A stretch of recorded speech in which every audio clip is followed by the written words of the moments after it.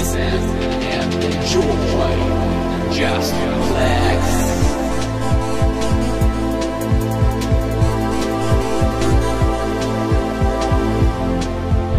Живо здраво на всички! Започва поредния велопреход в опознаване на България. Днес ще обикалям забележителностите около град Ловеч.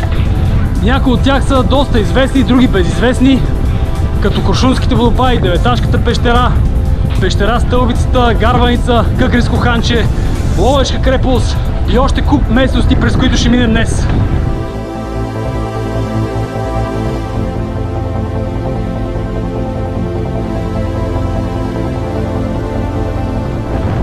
Днес го дават код жълто за цяла България, над 38 градуса, но да се надявам, че моят приятел Слънцето ще ме пощади и днес.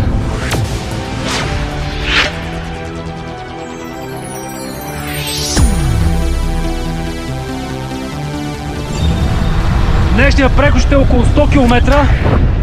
Сега напред по пътя на живота с най-хубавия спорт колоезденето към мистична и красива България.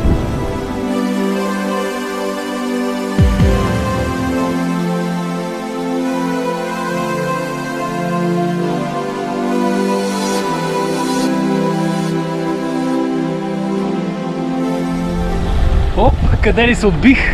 Ами след 20 км колоездене от Ловеч до тук съм на Деветашката пещера. Една от най-известните природни забележителности в България и част от 100-те национални туристически обекти.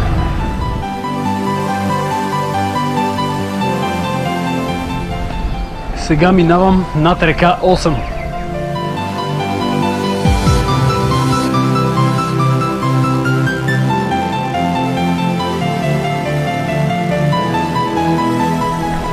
Влизам в дълбокото гърло на пещерата. Ще бъдете много впечатлени.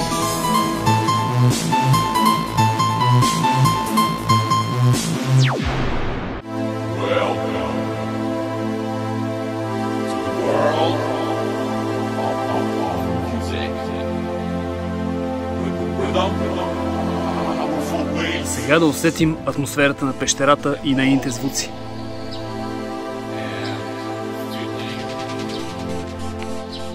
Тук живеят много животинки, някои са вписани като застрашен вид в червената книга, като смок мишкар и шипоопашата костенурка.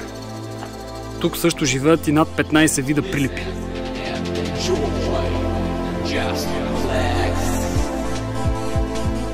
Открити са следи от живот още от времето на неолита.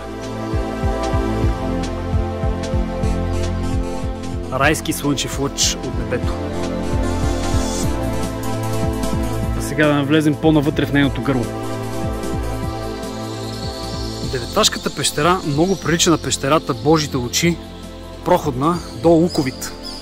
Само че Деветашката има доста повече очи по тавана.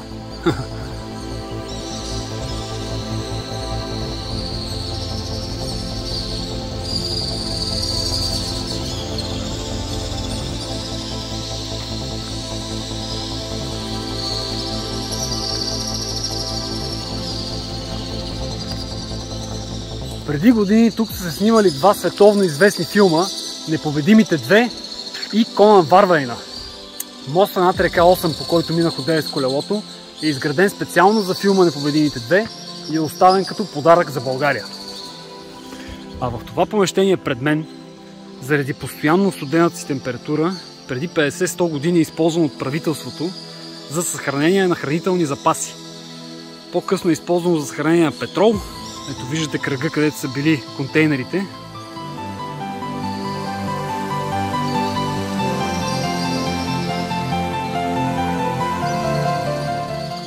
Самата пещера е дълга над 2 км, но не може да бъде обходена от обикновените туристи.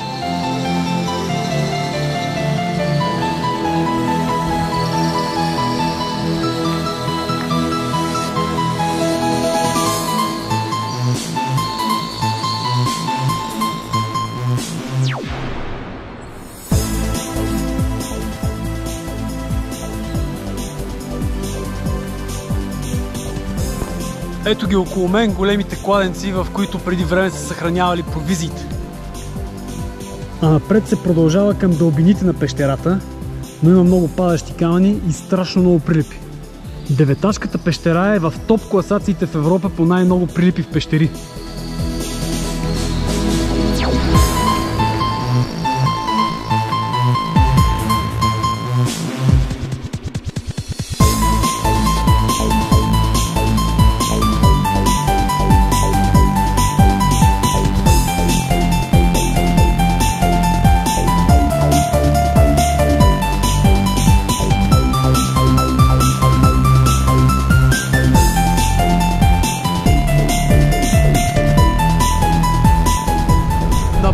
Към Чавдарска пещера.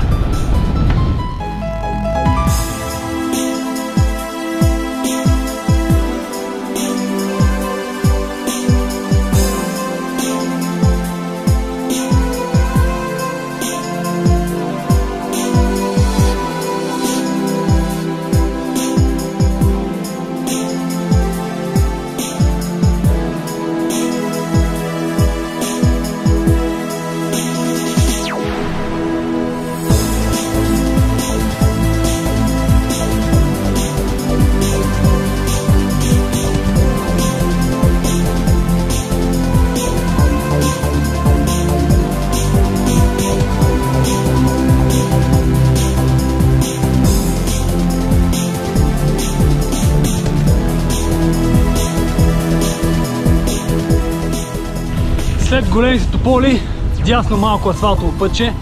Това е пътя за пещерата, Чавдарска пещера. Няма табелка към нея.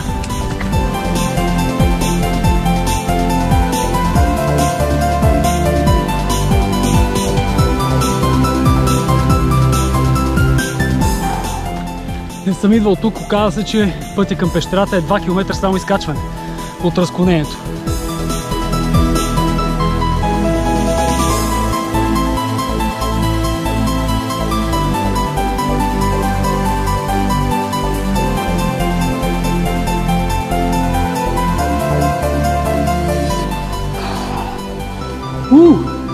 Тук определено е доста по-студено от деветашката. Пълен мрак.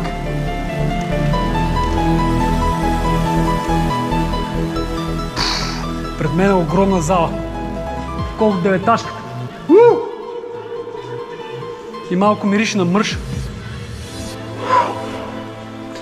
В миналото това помещение е било използвано за склад на сирена, млечни продукти, както и за отглеждане на гъби. Може би от тогава стои тази миризма. Тук също има и доста прилипи. Чавдарска пещера.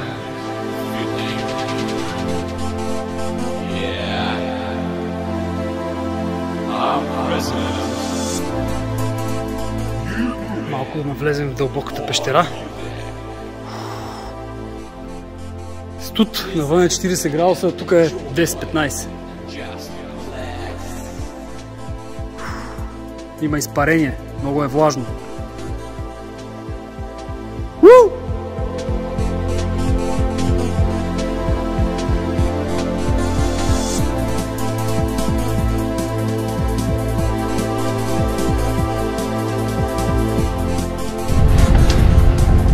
Отново съм в пеща.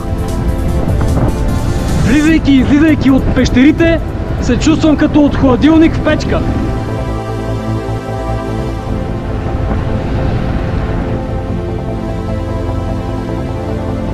Тук трябва да се внимава на тези завои, защото може да е веднъж на ден, но все пак идват коли и ще стане брутален челен удар. Ако не сте готови с спирачките.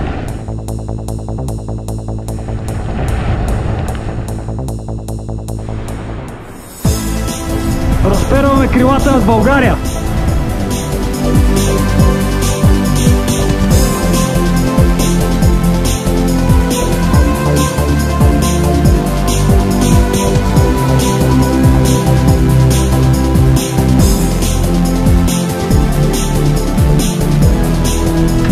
Крушунските водопади са само на 1-2 км пред мен. Поредното уникално природно творение. Сега ще му се насладим.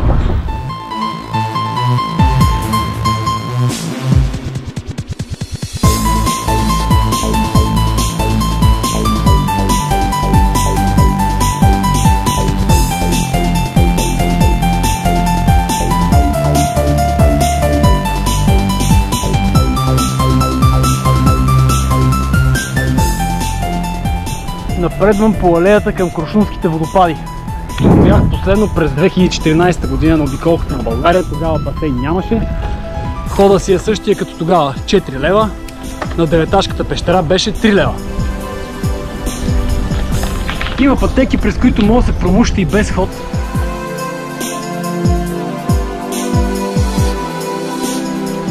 Както виждате, мястото е много урбанизирано, пълно е с пейки, беседки, мостчета и широки пътеки.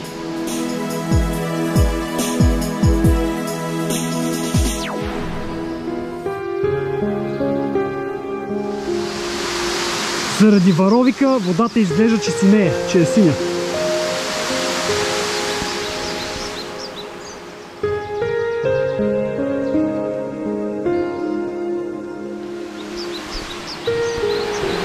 Точно този синкав ефект привлича много туристи към Крушунските водопади.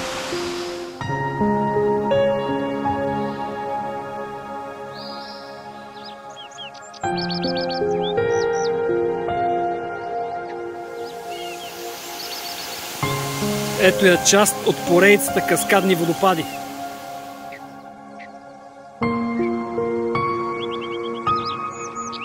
Ето го и най-големия водопад от всичките, който по-нагоре извира от една пещера. Тук в района има няколко пещери и разни скални ниши, в които са живяли монаси преди години. Монаси и сиасти.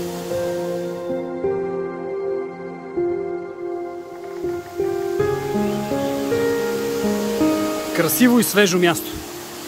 Релакс за душата.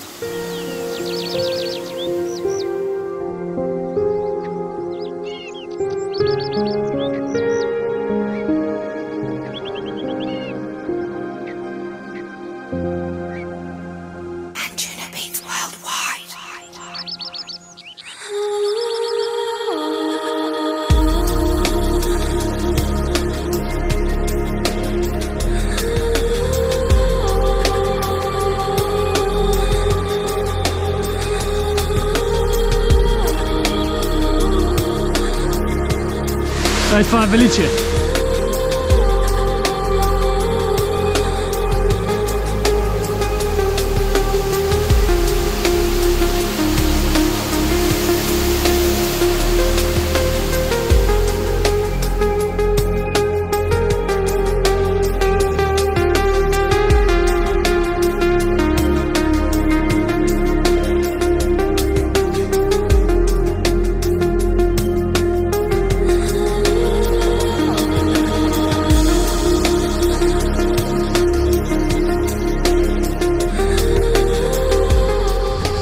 В момента изкачвам една пътека, която никога не съм изкачал, въпреки че съм идвал поне 3 пъти на Крушунските водопади. Тя отива до 2 пещери, като в една от пещерите извират водопадите.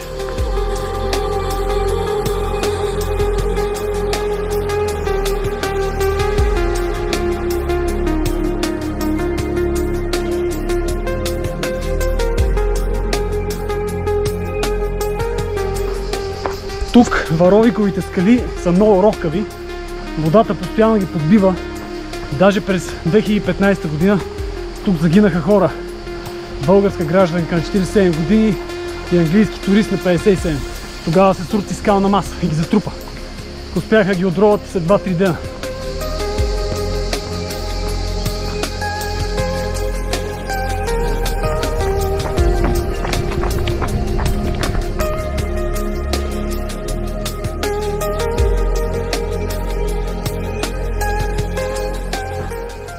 Ето откъде тихо и кротичко извира част от водата на Крушунските водопади.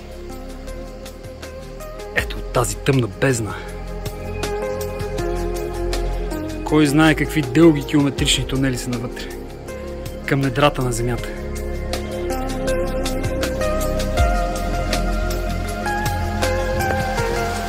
А сега сме пред пещера Водопада.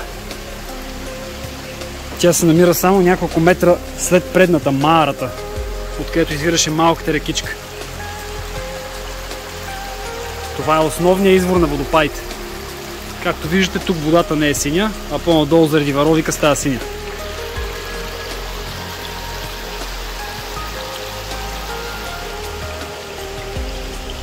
Ставайки тук на входа, навътре чувам тътен, като водопад.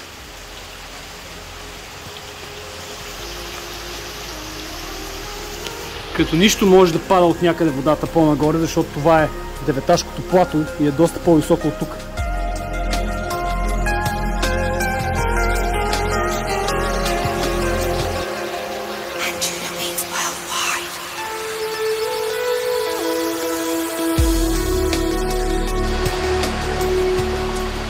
След пещера водопада и пещера Маарата, това е тайнствения водопад. Слиза се по него още 5 минути надолу по една пътечка.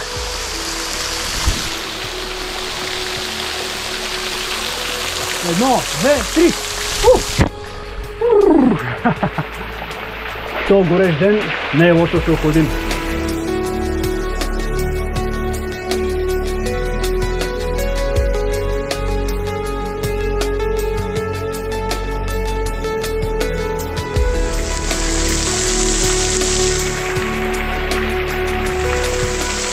Тук скалите са целите в мъх, готови да се отдронат и да паднат. Ей такава скална маса е затрупала туристите и ги убила на място, където съм под нея в момента. В момента водата разяжда скалата и тя ще се срути някой ден.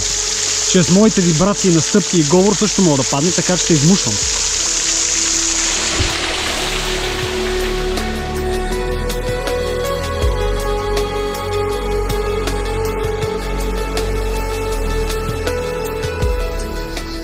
Връщам се към байка, че ми домъчня.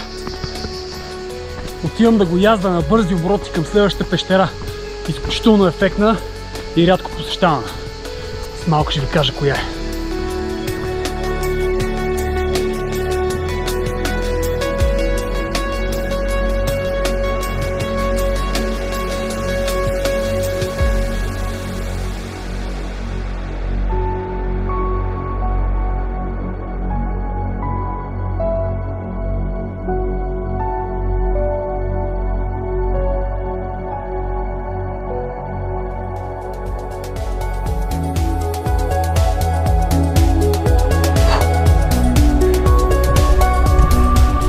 Качвам едно баирче по деветашкото плато към село Карпачево,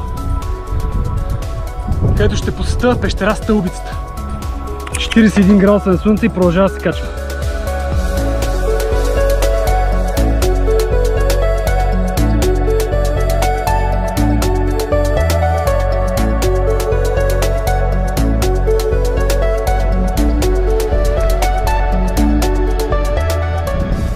Много се натъкнах на стабилно изкачване, вече е над 2 км. Няма никакви коли.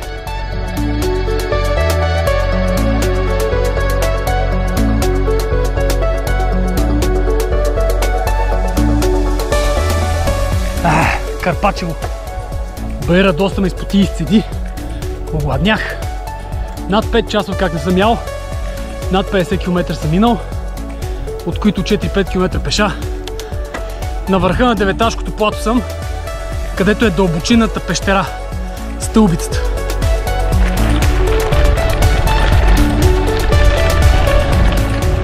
Излизам от Карпачево 2 км по черен път. Той стига до пещерата. Виждам, че е спускане, по-остро трябва да го изкачвам.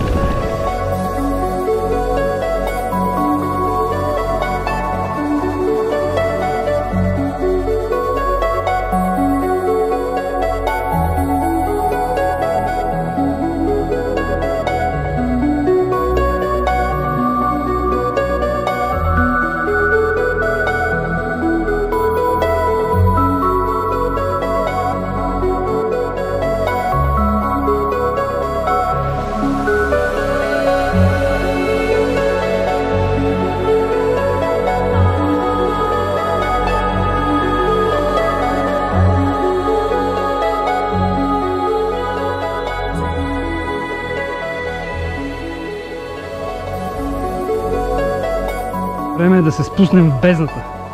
Господин Стивън Сонора идва с мен. Страшен мрак е надолу.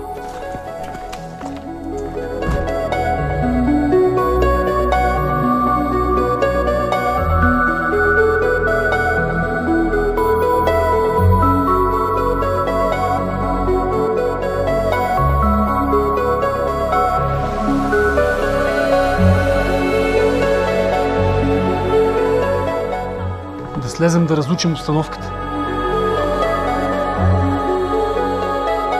40 градуса на 10.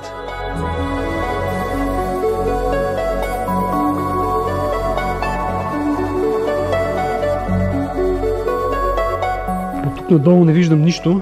Доколко знам, пещерата слиза доста надолу. Имам челник, ще го пусна.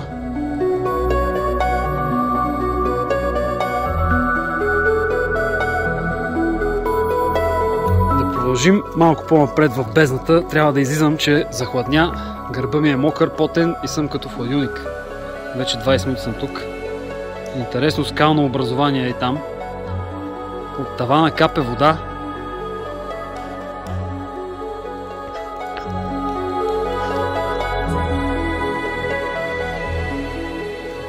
Като някакъв пужек.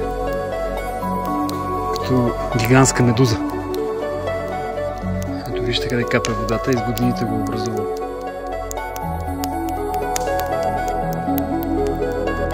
Най-големият творец с майката природа.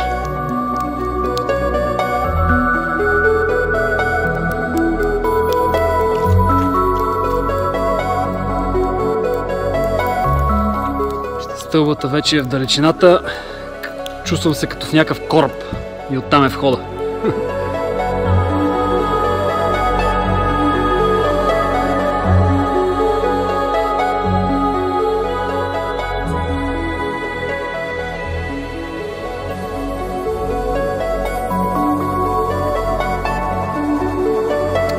Време е войводата да продължава пътя на живота.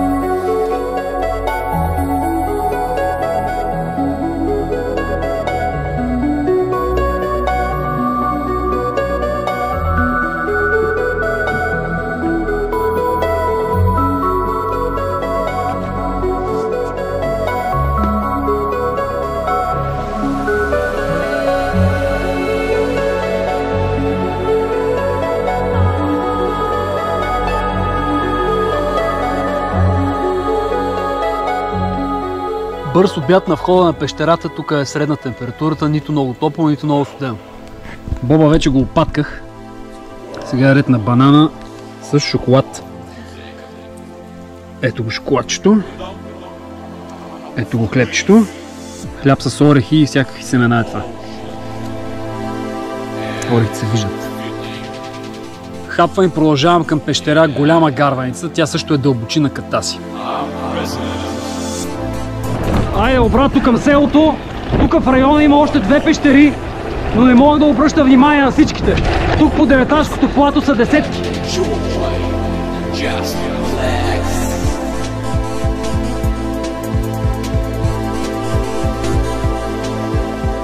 Ето е отбивката с другата пещера, Фотиова пещера. Тя е около 2 км натам. Чува се дали да се отбия, защото напредна с времето около 4 часа е. Минава 4,5. Фотиова пещера е малка, не е дълбочина, правя около 900 метра. Да изгубим още половин час към Фотиова пещера.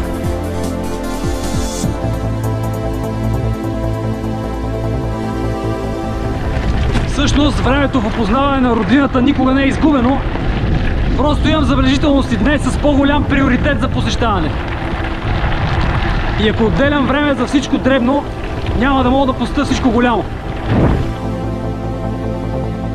Пак се спускам! Шикатера!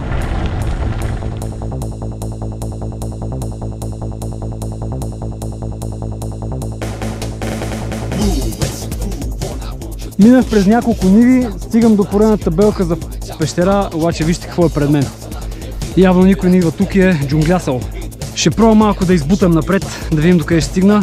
Ако стане прекалено гъсто, се връщам. Айде!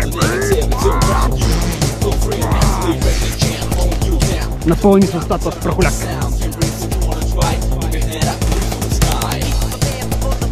И по-големи джунгли от на Дунавската обиколка. Висока коприва.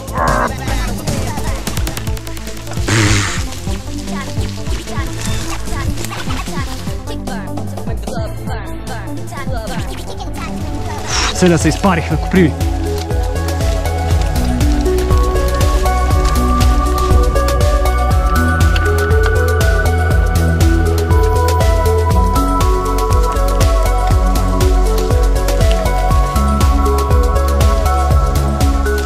И не свършват джунглите.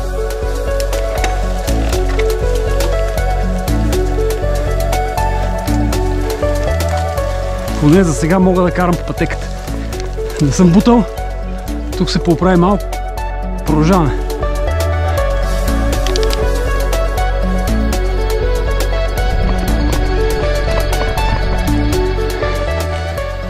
Тега работа. Няма край тази джунглясова пътека.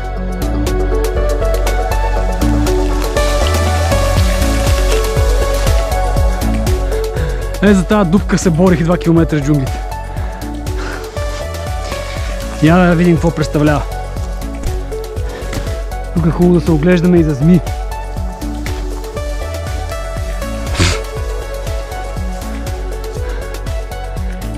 Както и предполагах. Просто един процеп в скалите. Най-обикновена пещера. Не си заслужаваха много усилията. Летат припи.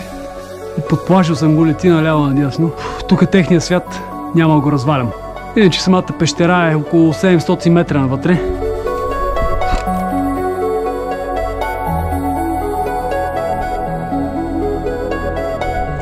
Това е Фотиова пещера. Доста се поиздрах. Сега ще се издирай наобратно.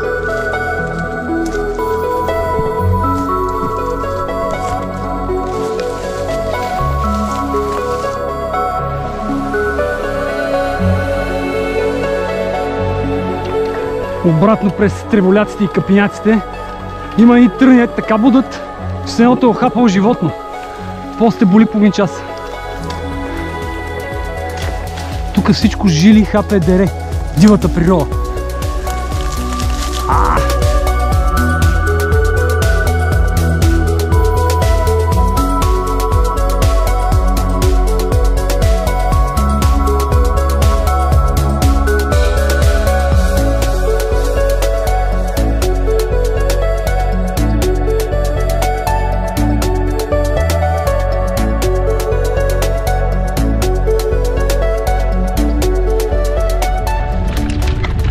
Отново съм тук, откъдето тръгнах преди 25 минути. Точно 25 минути ми отне отиването и връщане до пещерата. Почти не съм спирал.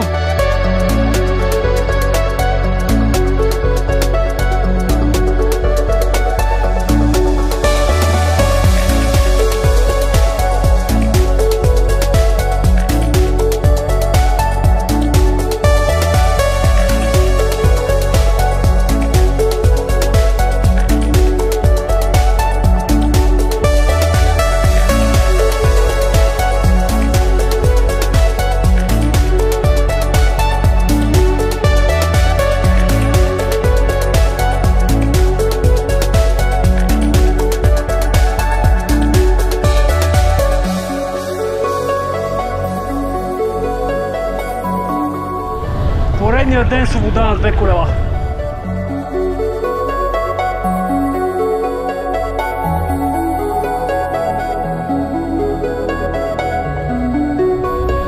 Тук вдясно отбивката за пещерата няма табелка. Напред е село Горско Сливово.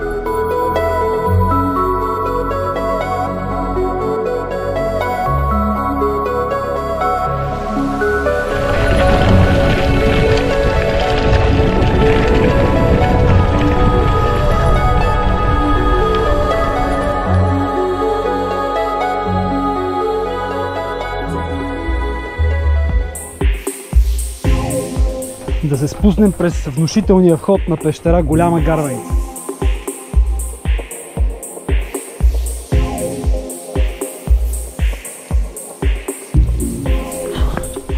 Пещерата за първи път е проучвана през 1966 година, а стълбата, по която слизам в момента, е изградена през 80-те години. Без тази стълба няма слизане долу.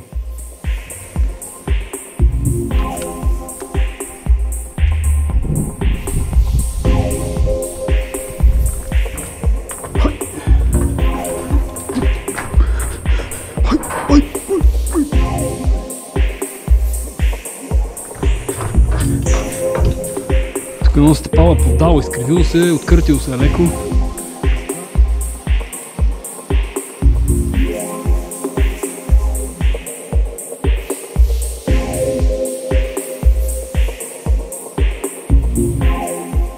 Прилича малко на Деветашката пещера. Дълбока е 60 метра, дълга 270. Има опасност от падащи камъни.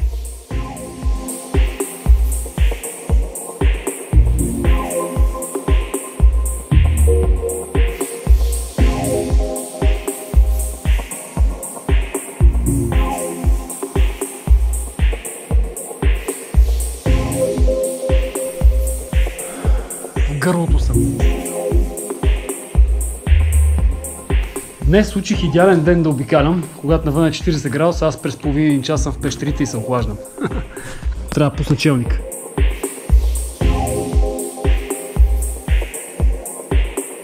Целият таван брещука.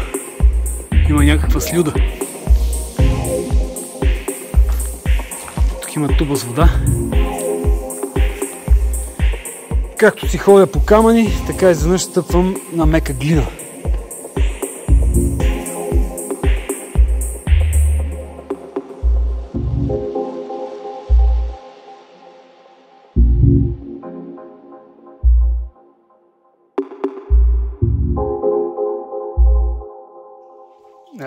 Почна да се лепя на обувките.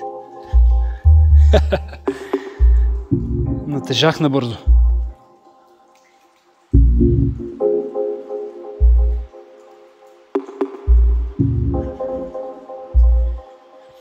Това е хубаво местенце.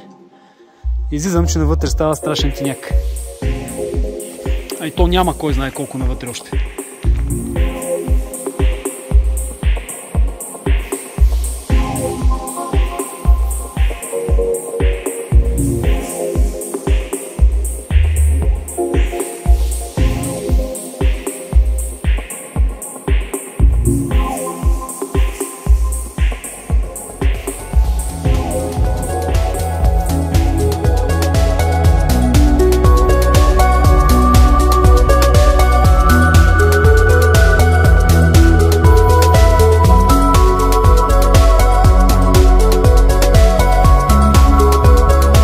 Стига пещери за днес.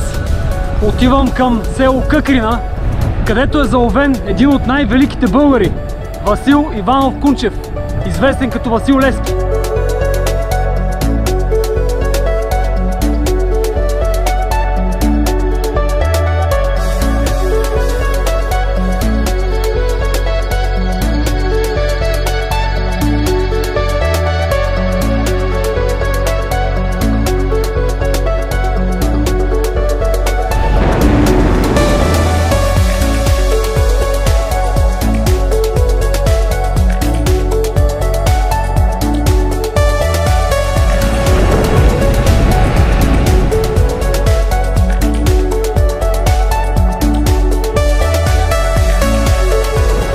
Бързо спускане към село Кромолин и оттам на запад към Ловеч.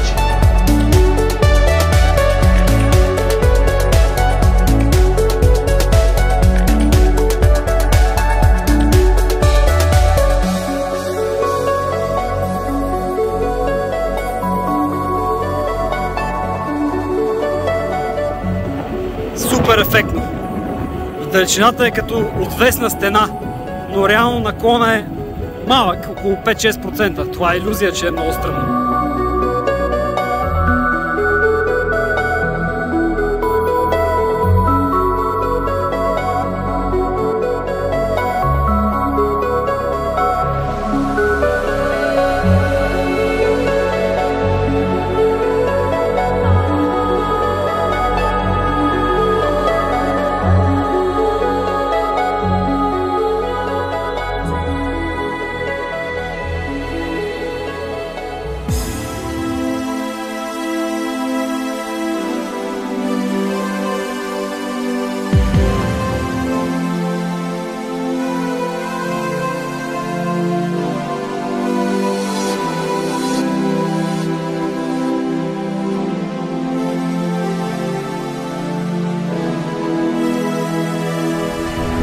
Минах пред село Брестово, остава ми съвсем малко от Къкринското ханче.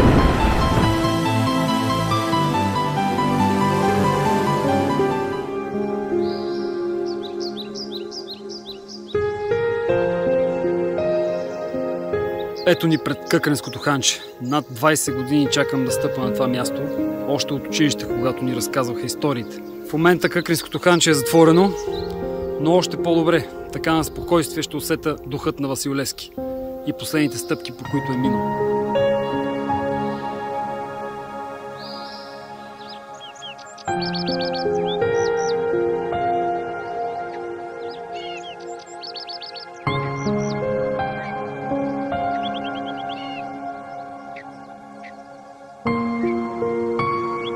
Тук Васил Левски остава да нощува и на 27 декември 1872 година сутринта е заловен от турските полицаи за птетата.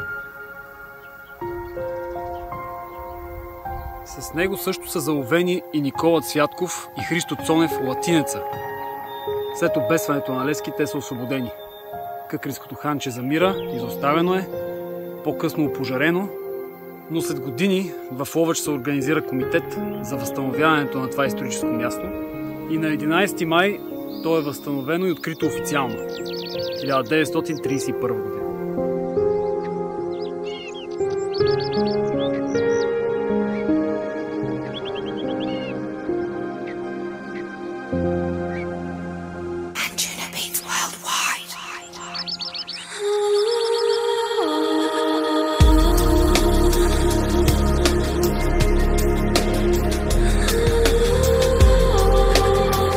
В момента се движа по последния път, по който е минал Васил Левски, преди да го заловят в Къкренското ханче.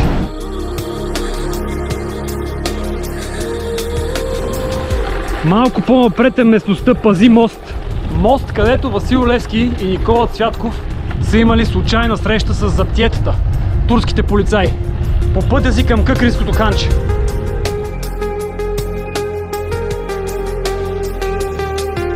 Време е да забавим темпото. Тук е Пази мост. 70 метра е това черно пътче вдясно.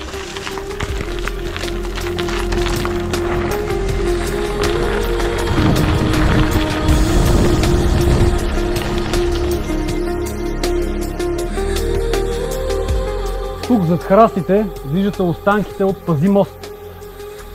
Историята е следната. Васил Левски и Никола Цвятков тръгват от Ловеч. Никола Цвятков на кон, Васил Левски пеша, облечен с турски дрехи, за да не бъде заподозрян. Никола Цвятков върви напред, Васил Левски зад него, далече. Тук те се срещат и виждат, че отсреща идват турски заптиета. Отново се разделят, да не бъдат заподозрени. Турските заптиета ги питат къде отиват и всеки продължава по пътя си. След това на сутринта, на 27 декември, Къкренското ханче е заобиколено от заптиета и Васил Левски е заловен.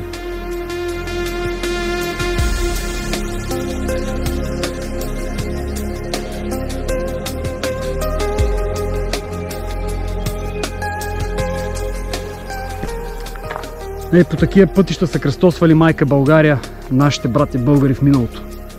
От най-дълбоките джунгли на Странджа планина, пред Балкана, безлюдните пътища по Дунав, насякъде е бродил Васил Левски. А в онези времена пътуването не е било толкова лесно като сега. Не е имал бърз кон, като моя. Вървява пеша, яздил е кон, почивал е, крил се и въпреки това обходил страшно големи разстояния. В името на свободата на този народ.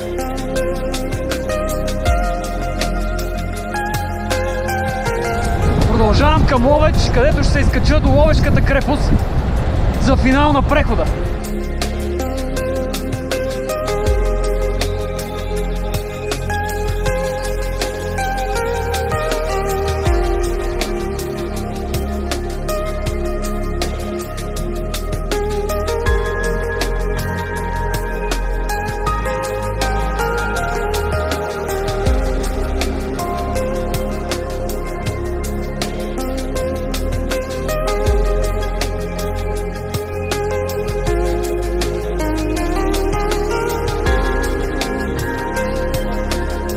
Това пред мен е най-големият и внушителен паметник на Васил Левски, изграждан в България на 27 май 1964 година.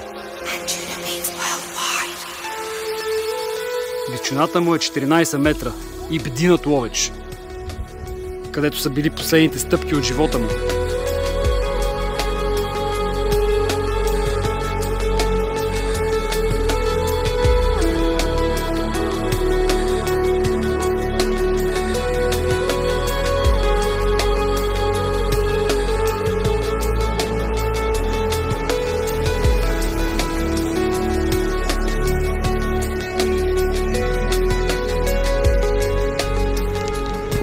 Ето ме и до стените на Ловешката крепост. Както и предположих одеве, тя е затворена. Но все пак ще ви кажа няколко думи за нея. Строена е по време на Първото българско царство, 9-10 век. Била отбранителен пункт и на Второто българско царство. Тези големи стени не са автентични, реставрирани са, както и доста голяма част от крепостта.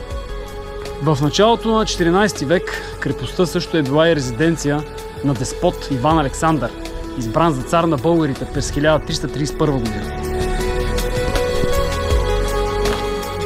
Тук с тази гледка над Ловеч приключваме за днес. Посетих супер известни забележителности, включени в 100 национални туристически обекта. Посетих и много безизвестни местности и дълбочинни пещери. Вече имам страшно много преходи из България, изгубил съм и бройката, но днешният преход ще остане дълбоко в моето сърце, защото минах по последните стъпки на Васил Левски. Поклон пред делата му, следвайте ги и вие и до нови срещи!